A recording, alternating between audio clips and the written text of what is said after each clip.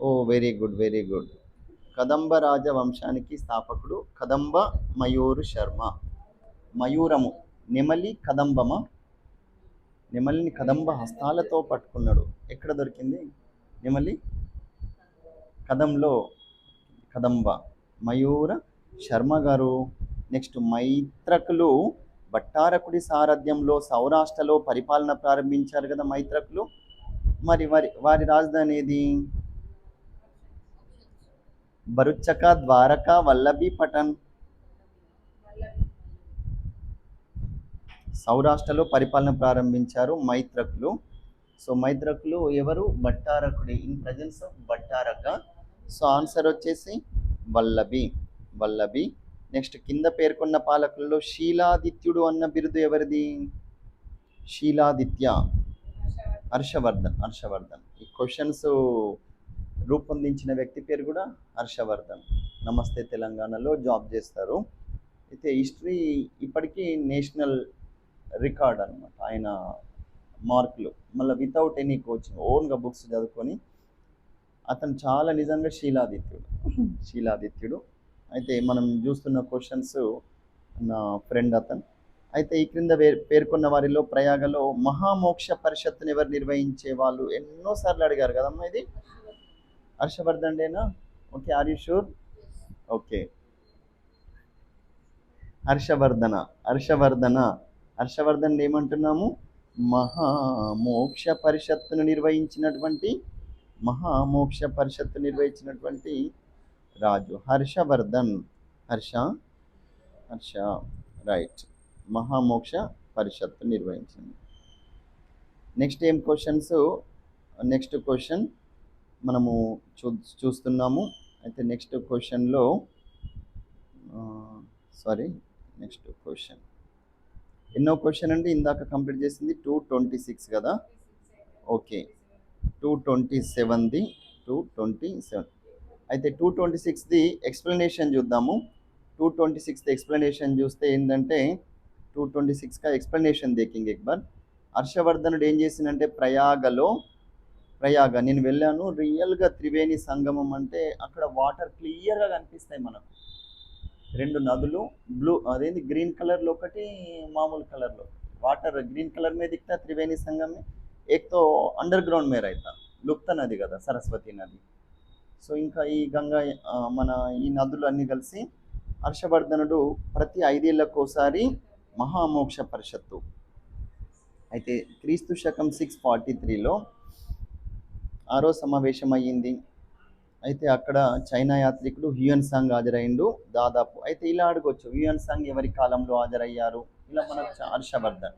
చాలాసార్లు మనకు ఇలాంటి క్వశ్చన్స్ అడుగుతున్నారండి. అందుకోసం అని చెప్పేసి హర్షుడు తన దగ్గర ఉన్నదంతా పేదలకు, అవసరంలో ఉన్న వాళ్ళకు దానం చేసి, ఈ పేరున్న వాళ్ళందరూ అంతే చేస్తారేమో. దీనికి బ్రాహ్మణులు, బౌద్ధ భిక్షులు, సామంత రాజులు హాజరవుతుండే. అయితే ప్రారంభంలో ఏం చేసిండు? ఈ పరిషత్తు ప్రారంభించినప్పుడు బుద్ధుడిది 1, సూర్యుడిది 2, శివుడి విగ్రహాలని 3 హర్షుడు పూజించేవారు. సో బుద్ధుడిది పూజించారు కాబట్టి ఏమనొచ్చు మనం? ఇతని బౌద్ధ మతాన్ని ఆదరించేవాడు అని చెప్పొచ్చు. సూర్యుడిది, శివుడి విగ్రహాలని కూడా పూజించేవాడు. నెక్స్ట్ శైవిజం. సూర్యుడిది కూడా మనకు, సూర్యుడిది శివుడిది ఒకే దగ్గర ఉన్న త్రికూటాలయం ఎక్కడ ఉందండి? సూర్యుడు, శివుడు, విష్ణు వరంగల్లో, వరంగల్ 1000 స్తంభాలు. అంటే అలాంటివి 2-3 ఉన్నాయి మనకు వరంగల్లో. త్రికూటాలయాస్ బోల్తే, త్రికూటాలయాస్. హర్షవర్ధనుడి కాలంలో అతన్ని స్నేహం చేసిన కామరూప అస్సాం రాజు, కామాఖ్యాదేవి కామరూప. భాస్కర వర్మ, కామరూప, కామాఖ్య. ఎవరు హర్షవర్ధనుడి సమకాలీనుడు? భాస్కర వర్మ. అయితే రైట్. గౌడ పాలకుడైన శశాంకుడి రాజధాని ఏది మరి? కర్ణసువర్ణ. మీకు ఆన్సర్ ఇక్కడ కనబడకుండా నేను ఏం చేస్తున్నా అంటే, కాదు, ఇక్కడ నేను ఆన్లైన్ వాళ్ళు సార్ ఆన్సర్లు కనిపిస్తున్నాయి అని చెప్పేసి అంటున్నారు చాటింగ్లో. అయితే అలా కాకుండా మనము ఆన్సర్లు కనబడకుండా ఒకసారి దీన్ని హైలైట్ చేస్తాను. గౌడ పాలకుడు శశాంకుడి యొక్క రాజధాని కర్ణసువర్ణ. ఇది అయ్యింది కదా క్లాస్లో. గౌడ పాలకుడు శశాంక రాజధాని ఏంది? శశాంక రాజధాని కర్ణసువర్ణ. నెక్స్ట్ పల్లవ మహేంద్ర వర్మ 1 ఎవరి సమకాలీకుడు? పల్లవ రాజైన మహేంద్రవర్మ. సో ఇప్పుడు మనకు ఎవరెవరి గురించి చెప్పుకున్నాము ఇందాక? ఎవరు ఇంకొక సమకాలి? యుయన్సన్, భాస్కర్ వర్మ, గౌడ శశాంక, శశాంక్ సార్ ఏకేఎస్ శశాంక్ సార్ కూడా వీళ్ళందరూ. మళ్ళీ హర్షవర్ధను, భాస్కర్ కూడా, భాస్కర్ మా అన్నయ్య ఉన్నాడు భాస్కర్. తర్వాత ఇంకెవరు? మహేంద్ర వర్మ కూడా వీళ్ళ సమకాలీనుడి. చాలా. అయితే ఏంటంటే ఎవరిది? హర్షవర్ధనుడి యొక్క సమకాలి. రైట్.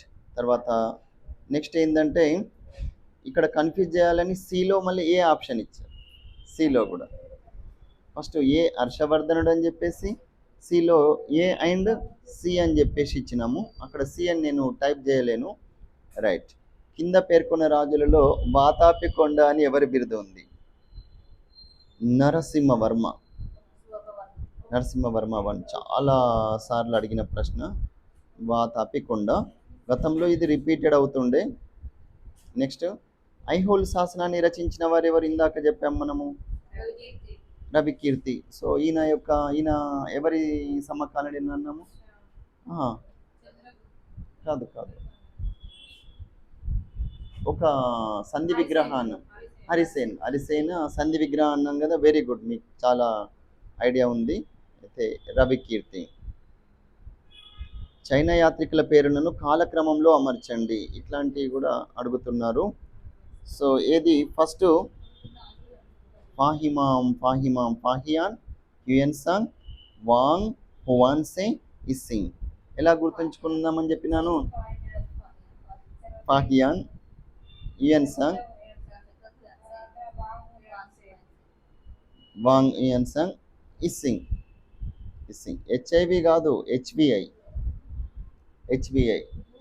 ఫ్రెండ్కు హెచ్బిఐ వచ్చింది, హెచ్ఐవి రాలేదు, హెచ్బిఐ వచ్చింది.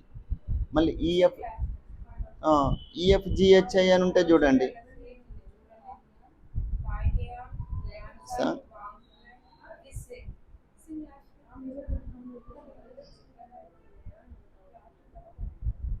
అయితే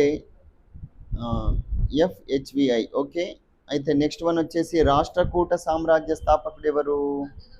దంతిదుర్గుడు, పేనుగొరుగుడు అని మొన్ననే అన్నాము. రాష్ట్రకూట. మత్స్య న్యాయానికి ముగింపు పలికేందుకోసం బెంగాలు ప్రజలు ఎవరిని తమ పాలకుడుగా నియమించుకున్నారు?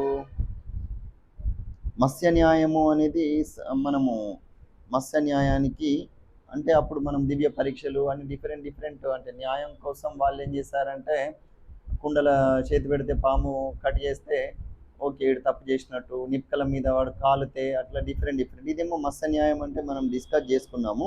ఇప్పుడు మనం మారథాన్ సెషన్లో ఉన్నాం కాబట్టి బెంగాల్ ప్రజలు ఎవరిని తమ పాలకుడిగా నియమించుకున్నారు? ఎస్ గోపాలుని. మరి రాష్ట్రకూటుల రాజధాని ఏది?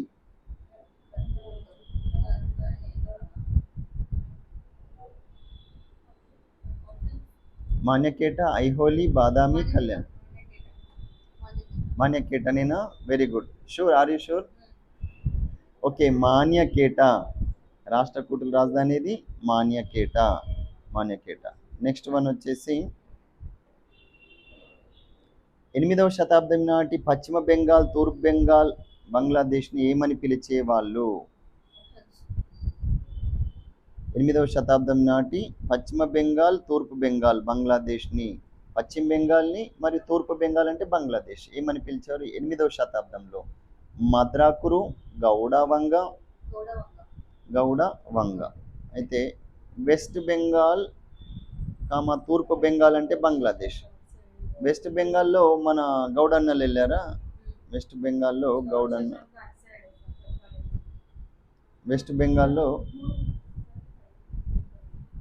పశ్చిమ బెంగాల్, తూర్పు బెంగాల్ని బంగ్లాదేశ్ అంటారు.